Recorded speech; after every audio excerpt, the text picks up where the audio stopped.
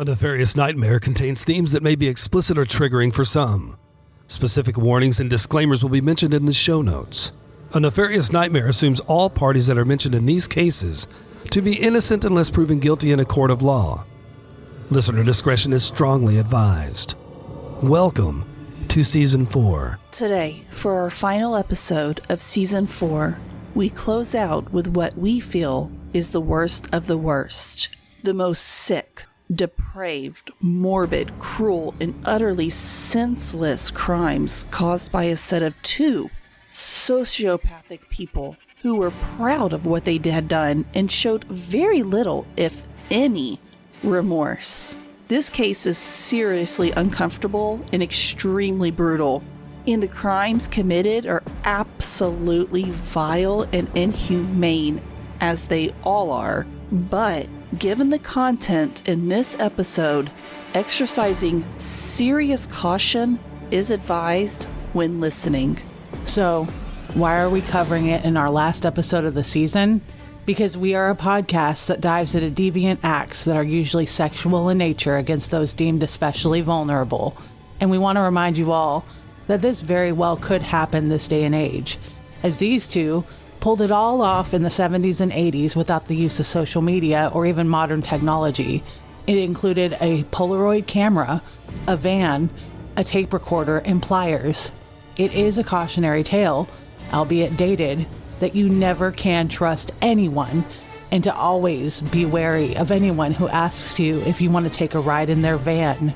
Today's episode is a revisit of the Toolbox killers. With that, I'm Courtney Fenner. And I'm Amanda Cronin, and A Nefarious Nightmare presents Subdued and Bound, the Toolbox Killers.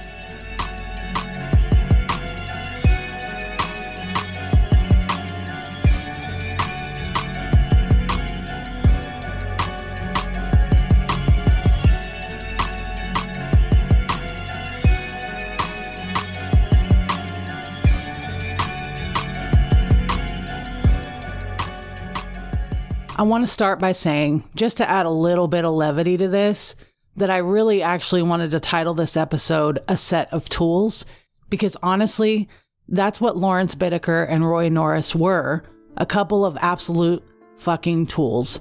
I say this to help lighten the heavy that is this case, but I also really just wanted to mention that. So, the unofficial title to this episode is A Set of Tools, or A Pair of Tools, or whatever you want it to be, as long as we all can agree, especially after you listen to this episode, that we all detest the Toolbox killers. So, before we dive into who Lawrence Bittaker and Roy Norris are, we want to mention to you all that this episode is not for the faint of heart. What these two did is arguably one of the most cruel, dehumanizing, morbid, and downright unthinkable to date. It's a fairly well-known case, but also one that didn't exactly take off like your Ted Bundys and Edmund Kempers and BTKs. We will do our best to omit any unnecessary detail so that you can get the full scope of everything that happened, and we will try our best to aim more as a cautionary tale as well as a way to learn about how serial killers and rapists operated in the 70s and 80s. Well before social media became a constant in everyday life, but unfortunately, there are some detailed accounts of graphic and violent events. Courtney and I both have really discussed whether or not to cover this case. We did even cover it at one point and then immediately removed it, as it literally is that kind of case. But as much as we both hate this story, it is an important one to tackle because our podcast discussed mostly crimes with a sexual and or narcissistic element, and this one is very graphic in nature. So if you have made it this far and do not wish to continue, I promise you we will not hold it against you. I did watch the documentary on this, and Laura Brand, who is the person who interviewed one of these killers, was his type when it came to preferential offenders. That fact alone is insane, because when you watch the documentary, She isn't buying anything that he's selling, but at the very same time, you can almost see an inkling of being gaslit and her nearly falling for his manipulation. She was blonde and she wore a cross and also was pregnant at one point when she developed this friendship or whatever with Bittaker. I want you all to remember that. There were a few times where she had recalled almost fondly of conversations that they had. She was a criminologist, though, and seemed the complete opposite of naive and did everything she could not to judge him. She was also very persistent. In fact, Lawrence Bittaker, one of the two murderers in this case, refused interviews at first. But over time, they developed what looked to be a friendship, and she visited him a few times. Her kid even called him Uncle Larry. I mention this because this guy was able to weave his way into manipulating her, in a sense. Not to the extent of what he could have, but he did. I'm reiterating here that this man was unfortunately powerful in that sense. Let that be a lesson to you all that you shouldn't live in constant fear, but you should always look from within from a non-emotional standpoint. Sometimes people are not who you think they are. And as a side note, I love how the other person who interviewed him was all, yeah, okay, whatever, I'm not buying into your bullshit. She even said that he was showing some phony remorse, and she reacted with something like, oh, come on now.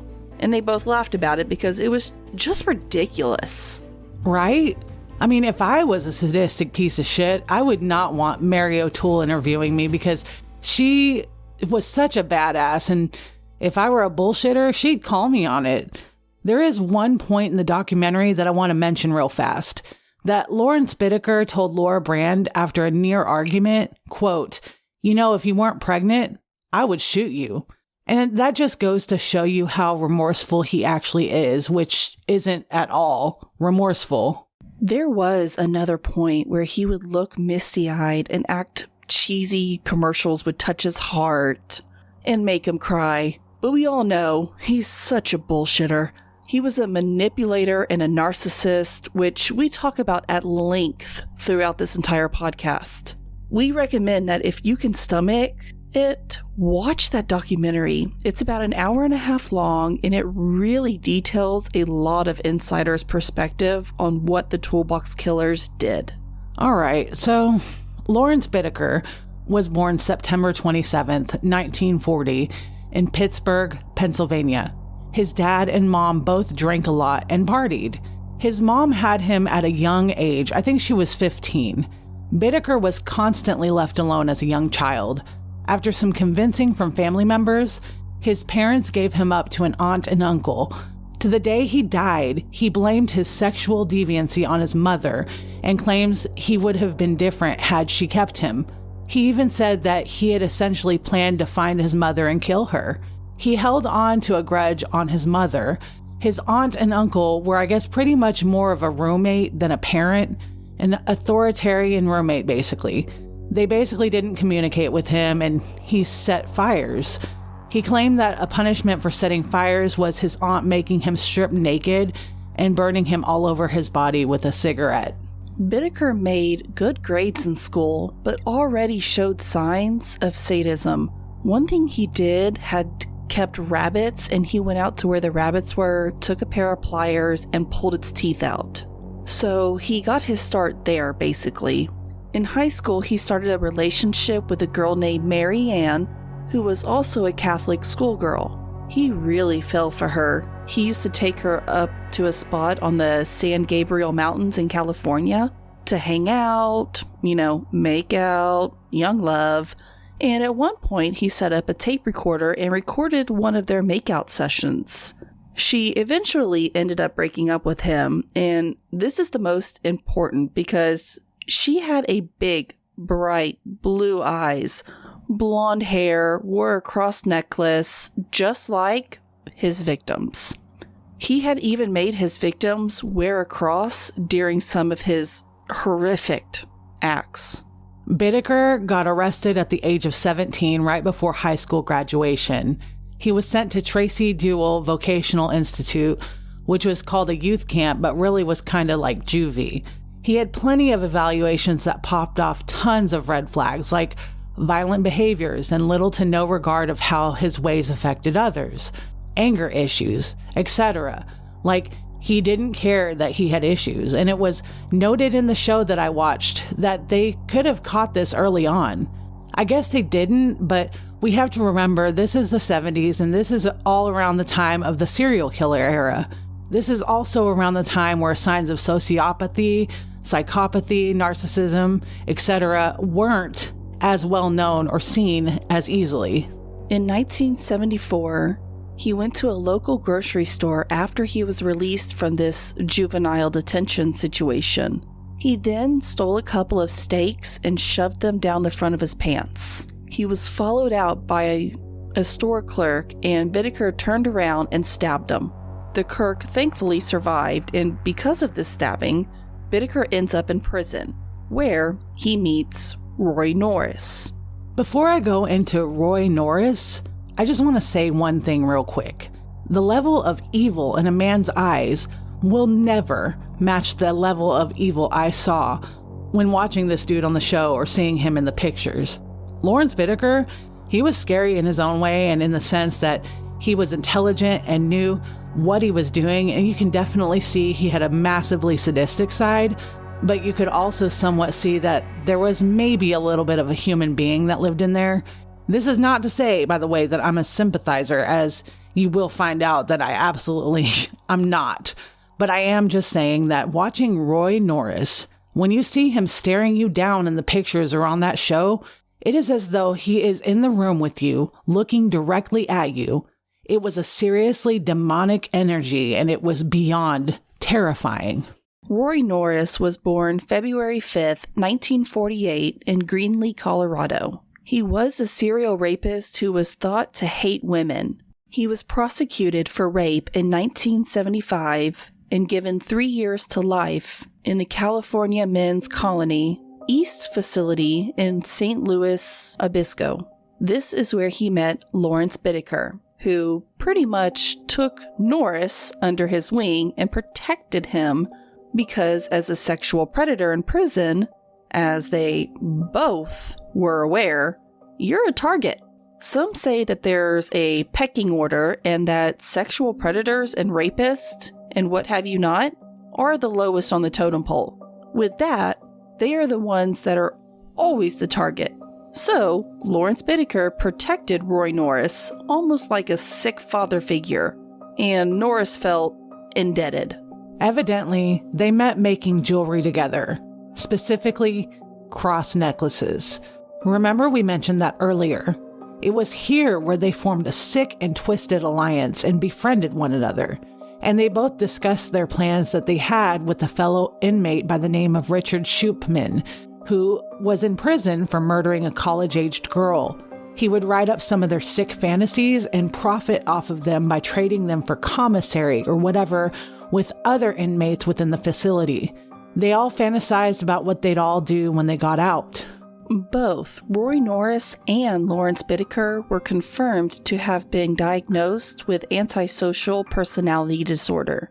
Due to that, they were both able to convince therapists that they were fine to walk among society without harming anyone. These therapists noted that they were of no further danger to anyone. And once again, the 1970s for you.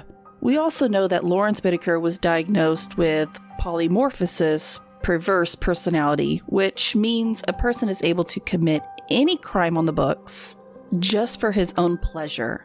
He was not worried about his own psychopathy. Once Lawrence Bittaker got out of jail, he moved to LA and got a job in Burbank as a skilled machinist. And then shortly after that, so does Roy Norris, who offers to build some kind of compound and take care of Bittaker. In the show, it's noted as a very teacher/student type of relationship. Bittaker decides that he wants a van, specifically one with the sliding door. Because why wouldn't you want a fucking van? That's like the least suspicious vehicle on the planet. every time I see a van with free candy on it, it is just my pleasure to walk right in. I also really love Fran Drescher's voice. Top notch. And this is pure sarcasm, everyone. I really hope you caught on to that. The sliding door would work to be quick for ease of access to, quote, get victims in the van quicker. These two meticulously planned this out, saying they wanted a van because they figured a car was too confined and they needed room to be able to tie up a victim. So with all of this in mind, Bittaker buys a silver van and refers to it as the quote-unquote Murder Mac. They specifically called it that because originally they called it a Mack truck. They also were equipped with police scanners, walkie-talkies, a shag carpet, and a fold-down bed, among other things. Underneath the fold-out bed was the toolbox that was used for their tortures. So Bittaker and Norris set out and about on their journey along what's known as the Strand, which is along the coast of California. They began taking pictures of unsuspecting women in their bikinis for personal gratification and exploitation. Then, Bittaker takes Norris up to San Gabriel Mountains to show Norris remote areas and fire roads that they could use. They decide that these spots are perfect because they can easily dump their victims' bodies and no one would hear them scream. Once again, we remind you, this is all meticulously planned. According to Wikipedia, Bittaker and Norris appeared to have been on a mission to offer rides to as many hitchhiking women as possible from February to June of 1979. Remarkably, they did not commit any assaults. Instead, they aimed to hone their skills in persuading young women to enter the van and locating the ideal secluded location.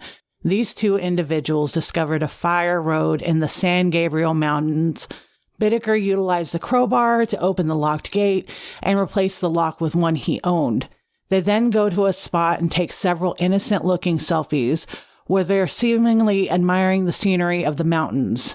And one of Bittaker bending down looking at an unknown object on the gate, which was actually him breaking the lock, but without context, anyone looking at these pictures would never know what was actually happening. These pictures, however, were a discreet message that they were sending to their third inmate that we mentioned earlier that they were serious about their plan. In June of 1979, 16-year-old Lucinda, or as her friends knew her, Cindy, Schaefer was leaving from a church outing near Redondo Beach. They stopped and offered her a ride, to which she declined. Norris then forced her into the van, duct-taped her mouth shut, and bound her arms and legs. Bittaker drove the van to a remote road on San Gabriel Mountains, and both men raped the girl, and then Bittaker decided that she could recognize them and tell someone. He had Norris try to strangle her with a coat hanger. He couldn't do it and went to go vomit. Bittaker knew that would not kill her immediately, even though it was severely painful. Cindy requested to have time to pray before they killed her, if that was her intention. Bittaker is noted as saying, quote, "God don't live here, only devils," end quote. He then tightened the wire hanger with vice grip pliers, strangling her to death. They wrapped her body in a plastic shower curtain and dumped her in a nearby cannon. Just 2 weeks later, on July 8th, they picked up 18-year-old Andrea Hall hitchhiking, where Norris hid in the back of the van while Bittaker convinced her to get in. After she had gotten in, Bittaker offered her a drink from the cooler in the back. And this worked as a distraction tactic because while she was there, Norris came out from hiding, jumped her, bound her arms and legs, and taped her mouth shut. They took her to the same remote fire road, which was out of sight from the highway, by the way, and sexually assaulted her over and over again. Bittaker then dragged her from the van while Norris left to get a beer. When he returned, Hall was gone, and Bittaker was looking at Polaroid pictures of her. He had stabbed her with an ice pick in both ears and strangled her and then threw her body over a cliff. And this was the first attempt at an ice pick in the ear, which they said they got the idea from a movie they saw in prison. Imagine how much pain these victims must have been in, It's been said that you imagine your worst ear infection and multiply that by 1,000. On September 3rd, while driving near Hermosa Beach, they spotted 2 girls on a bus stop bench and offered them a ride. Jackie Gilliam, who was 15, and Leah Lamp, who was 13, accepted their offer. The girls became suspicious when Bittaker parked the van near a suburban tennis court. Lamp went for the back door, but Norris caught her and hit her in the head with a baseball bat. She tried to fight him off, but with Bittaker's help, Norris subdued and bound them both. Bittaker then drove them to the same remote fire road. They kept the girls alive for 2 days, raping and torturing them the whole time with a wire hanger and pliers. They even made an audio recording of the events. Eventually, Bittaker stabbed Gilliam in both ears with an ice pick. When she did not succumb to her injuries, both men took turns strangling her until she died. Bittaker then strangled Lamp while Norris hit her in the head with a sledgehammer 7 times. They dumped the girls' bodies over a cliff, the ice pick still in Gilliam's head. There are pictures where you see the ice pick still implanted in the skull. It's just so disturbing to read all that. One really sad thing about this is that there were people at this tennis court who had noticed that something was amiss.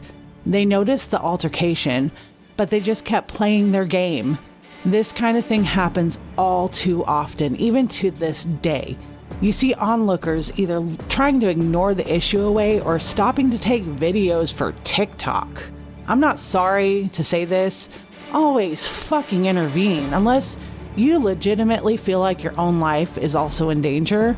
I mean, this girl could have been spared, but I absolutely stand by the fact that these onlookers just stood by and minded their own business. Fuck that. Intervene. They also kidnapped Shirley Sanders on September 30th, macing her and forcing her into the van. Both men raped her, but fortunately, she escaped. Police had showed her pictures of the men and she had identified the men as Lawrence and Roy. What happens next is what would drive jury members and other employees to leave the courtroom in tears. One person even left the trial for 3 months to focus on their mental health. Some people may not want to hear it, so here is an extra listener discretion advisory warning. Then on October 31st, they kidnapped their final victim, 16-year-old Lynette Ledford. She was just minding her business walking home from a Halloween party when they kidnapped her and then took turns raping and torturing her, all while driving around Los Angeles instead of heading to their usual mountain spot. Bittaker stabbed the young girl several times and also tortured her with the pliers. During the torture, her screams and pleas were tape recorded as Bittaker repeatedly beat her elbows with a sledgehammer, at the time demanding that she not stop screaming. He eventually strangled her with a wire hanger, using the pliers to twist a cinching loop around her throat. Instead of tossing her body over a cliff, they left it on a random lawn in Hermosa Beach to see a local reaction in the newspaper. The body was found the next day and people were on high alert, being only a few days since the arrest of the Hillside Strangler. At this point, Courtney and I discussed whether or not to include the transcript, but it was so incredibly difficult that we decided not to include it into this episode. The transcript is available on the internet, however, and has even been used in desensitization trainings for law enforcement officials. But please be advised to exercise caution if you go and look for it. The torture he put this child through is just so extremely heartbreaking that it made us both severely uncomfortable. We want to take this opportunity to remember the victims of these crimes, and we need to remember that these were innocent children. Teen or not, these were children.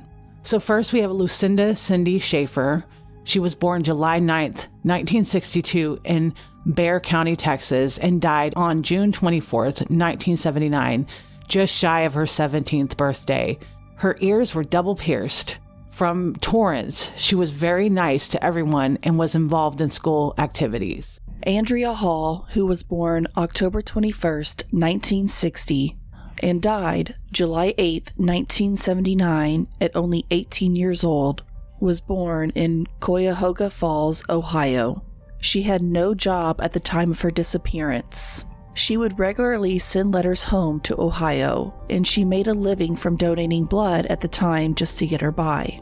Her sister, Julie LaFay, makes an appearance in the documentary we bring up here and there. She mentions that hitchhiking was a part of the culture, but didn't know that her sister was hitchhiking till it was too late. She says in the documentary, quote, "A small piece of me died every day for the past 12 and a half years. It was tough," end quote. It's just so heartbreaking. Close to 45 years later, they are still looking for her body. Jacqueline Gilliam, born March 17th, 1964 in Wisconsin and passed September 3rd, 1979 at 15. She was from Redondo Beach. And then Jacqueline Leah Lamp, born October 18th, 1965 and passed on September 3rd, 1979, just shy of her 14th birthday, and she was from Redondo Beach. Her inscription on the Find a Grave site says, "Beloved daughter and sister."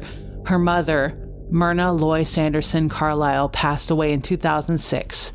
One memory says, quote, "I always remember her beautiful eyes. All of the above loved to sew with their mothers, liked cooking, and enjoyed going to the beach." Shirley Lynette Ledford was born March 4th, 1963, and passed away at 16 years old on November 1st, 1979. She was from Sun Valley, and she was last seen hitchhiking home from a Halloween party. The inscription on her grave also reads, "Beloved daughter and sister." One of the comments on the Find a Grave site says, quote, "Hey Shirley, sometimes it helps knowing that you're resting in a better place.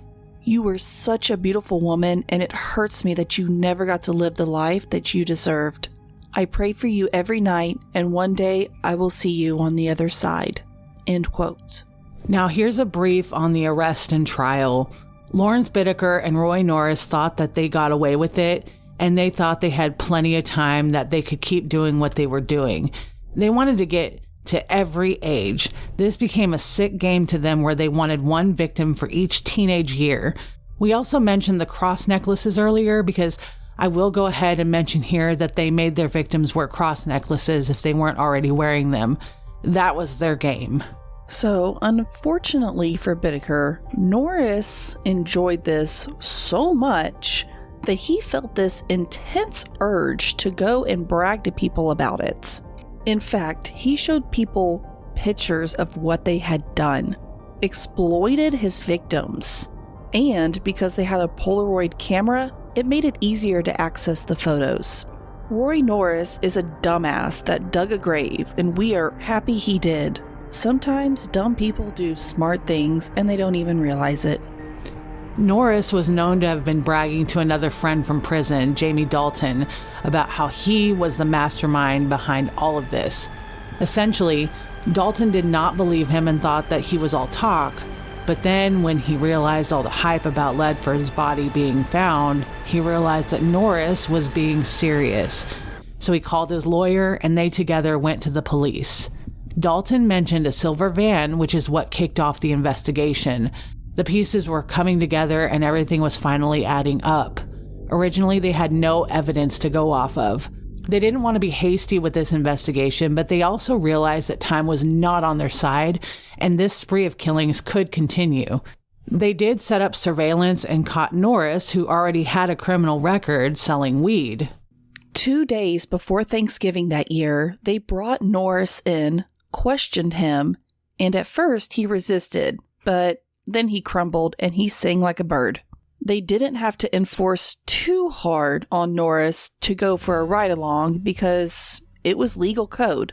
But Norris had insisted anyway. It's funny because Norris felt like he owed him his life, but evidently not his silence. Norris then led police to the locations where they had dumped all of their bodies. they found Leah Lamp and Jackie Gilliam with Bittaker's ice pick still buried in Gilliam's ear. But no trace was found of Cindy Schaefer or Andrea Hall. To this day, they have not been found. But Norris had given enough evidence to clinch his plea bargain.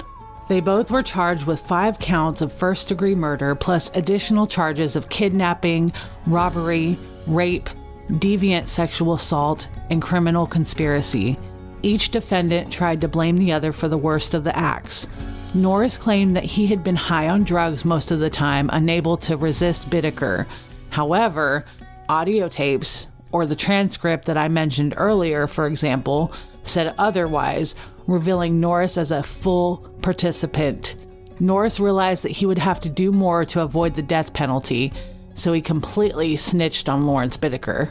They then agreed to dismiss the death penalty for Norris, but under California law, they had to have a full report before they could even consider a death penalty to settle. The acts of Lawrence Bittaker were so heinous that California actually grounded him to the death penalty. We are not going to sit here and argue the semantics of whether the death penalty is right or wrong, but I will say that this dude certainly deserved it. He was a whole ass danger to society, and it only goes to show you that whatever you do in the dark will eventually come to light. Yeah, we're looking at you, Adrian Vildeswaya. I concur. Hope you're listening very closely, Adrian, because you're not going to get away with it. I know you listen because you certainly left us some dislikes and bad reviews on our Minding the Beehive series where we expose you for what you are.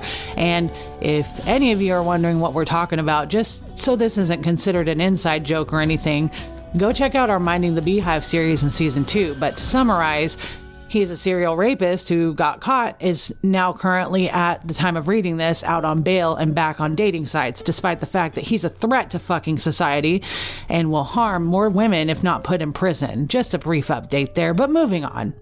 As far as the Toolbox killers, we aren't going to get into the whole entire trial or anything because, as you all can already tell, it's a lot and extremely trauma-inducing.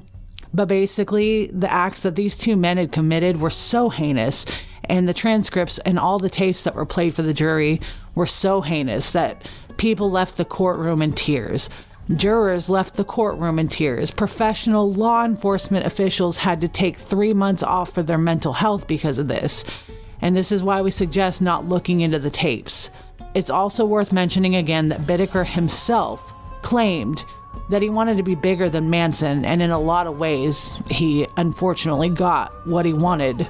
Stephen Kay, the prosecutor at Bittaker's trial, still considers the murders committed by Bittaker and Norris as being the worst criminal case he has ever had to prosecute or encountered, and remained insistent in his belief that prior to Bittaker's death via natural causes, he had been more deserving of being executed than any other inmate incarcerated on California's death row. And Paul Bynum, the chief investigator of the murders committed by Bittaker and Norris, committed suicide in December of 1987. He was only 39 years old. In a 10-page suicide note, Paul specifically referred to the murders committed by Bittaker and Norris as haunting him, and of his fear that they may be released from prison. This entire time, Bittaker had found ways to extend the time between execution dates. He did certain things to further delay his execution date, such as file irrelevant or unnecessary suits that eventually got overturned, and did just about anything to delay what would be coming. He spent a lot of time in prison, essentially showing absolutely zero remorse for his crimes, even had so-called fans where he would sign his letters with his nickname that he'd given himself, which is Pliers, by the way. He was able to last until he passed away of natural causes at 79 years old in 2019. And why do we say natural causes so much? Because in my fucking opinion, he got out of it all too easy. Norris initially became eligible for parole in 2009. He declined to attend the parole hearing, thereby automatically deferring his parole eligibility for another 10 years. He was denied parole again in 2019 and then died not long after that in February of 2020. Don't know how he died. Really don't care. This world is a better place without either of them in it. And one fairly interesting thing to note about the tape, according to Wikipedia, the audio cassette Bittaker and Norris created of themselves raping and torturing Ledford remains in the possession of the FBI Academy. This recording is now used to train and desensitize FBI agents to the raw reality of torture and murder. One thing worth mentioning here, back to my thought about Roy Norris being absolutely evil.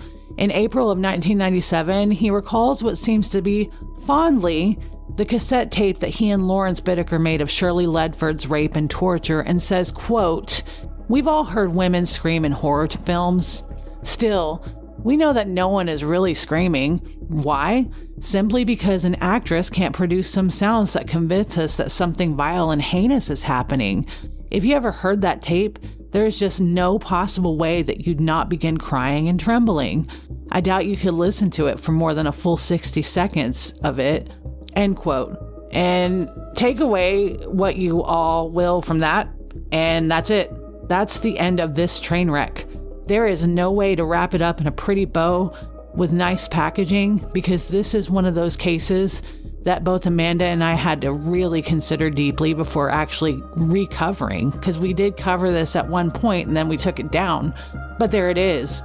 It's covered. It's out of the way, and we all will be taking some time off until June 6th or around June 6th to get cracking on a big series that's coming up. I do want to remind you all that we will be at the True Crime and Paranormal Podcast Festival, August 25th through 27th. At this point, we are just scraping by. Don't blame us, blame the housing market and the gas prices. This ain't us. But we intend to give away some free stuff, so get your tickets and please visit truecrimepodcastfestival.com and use code BEES at checkout to get a discount. Come join our Patreon. We have amazing bonuses and extras, like early and ad-free episodes in our Not So Nefarious Criminals podcast. Tiers start at just $3, and it is so worth it, believe me.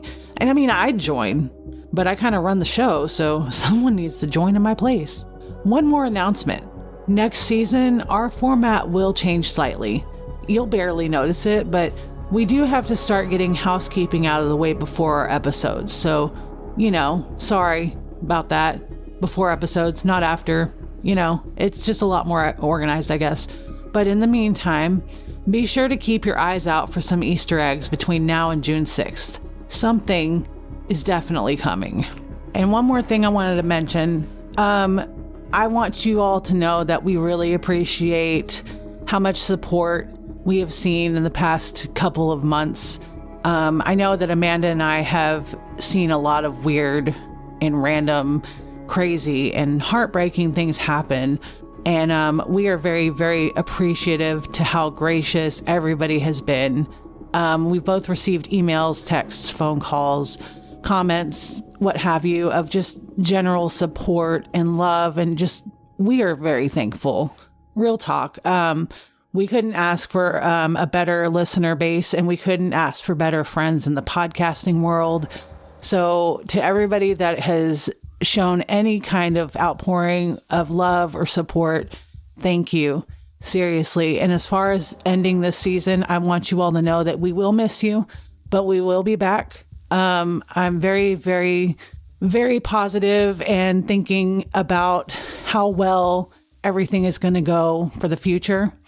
Everything is very promising, and we just can't wait to see how much further we're going to go.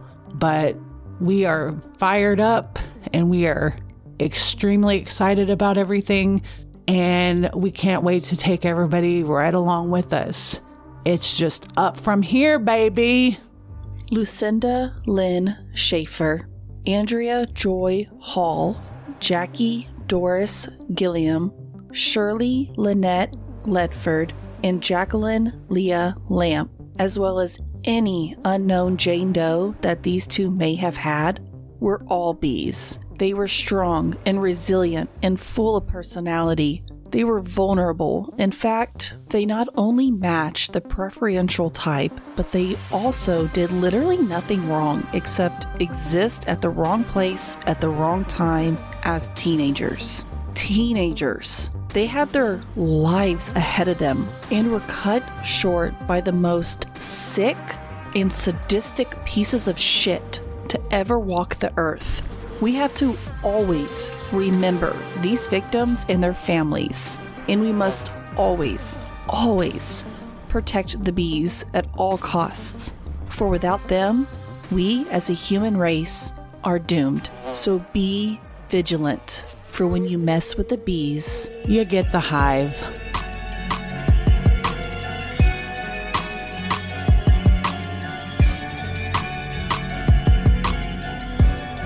Thank you for listening to A Nefarious Nightmare. Music used in the theme was originally recorded by Ghost Stories Incorporated, remixed by Ryan RCX Murphy. Additional background music is provided by Epidemic Sound. A Nefarious Nightmare is scripted, researched, and produced by Courtney Finner and Amanda Cronin. This podcast is a Cloud 10 podcast managed by Sim Sarna, Sahiba Krieger, and Jamie Rice of Murderish and Dirty Money Moves. You can help us grow our show by leaving us a 5-star written review on Apple Podcasts or Spotify. Or you can join our Patreon for lighthearted bonus content. Thank you, and as always, be vigilant.